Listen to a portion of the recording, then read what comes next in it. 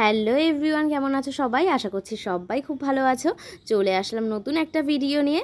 সকালবেলা ঘুম থেকে উঠে চোখ খুলে তাকাতে কিন্তু ভীষণই কষ্ট হয়।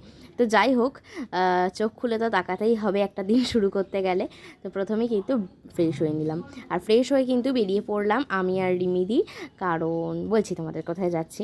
তো সাইকেলটাকে আগে রেখে নিলাম, রেখে কিন্তু আমরা ভিতরে ঢুকে পড়লাম। আসলে ছিল আমার আর ওর কম্পিউটার, আর সেখানে কিন্তু চলে গিয়েছিলাম। আর কম্পিউটার শেষ হওয়ার পরে কিন্তু ও আমাকে খাওয়াতে নিয়ে গেছিলো আইসক্রিম। সকালবেলা খালি পেটে আইসক্রিম খেতে মোটেও ভালো লাগে না, তাও জোর করে খাওয়ালো, কী আর করা যাবে।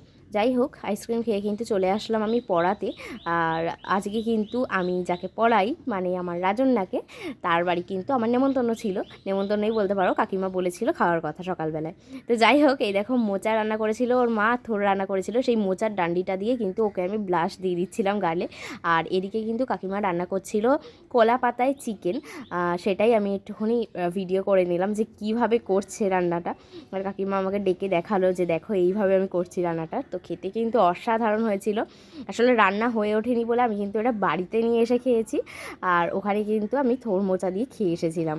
আর মোচাটা না জাস্ট লেগে আছে মুখে এখনও। আমি এখন ভয়েস ওভার দিয়ে মুখে জল চলে আসছে, এত সুন্দর হয়েছিল খেতে। তাই আমি তখন কাকিমাকে বলছিলাম, তুমি এই মোচা খাওয়ানোর পর যদি আমাকে চিকেন দাও আমি খেতে পারবো না। তো বাড়ি এসে কিন্তু আমি চিকেন দিয়ে তৃপ্তি করে দুটো ভাত খেতে পেরেছিলাম। তো এটা দেখো, এক পিঠ হয়ে গেলে কিন্তু আরেক পিঠও বসিয়ে দিল কাকিমা। আর তারপরে কিন্তু নিয়ে এসেছিলো আমাদেরকে টেস্ট করাতে। আর খেতে না দারুণ হয়েছিল, কারণ এইভাবে আমি আগে কোনোদিনই খাইনি। তো সকালে এতটা ভাত দিয়েছে কাকিমা যে খেয়ে আমার দুপুরবেলা আর খাওয়ার জায়গা ছিল না।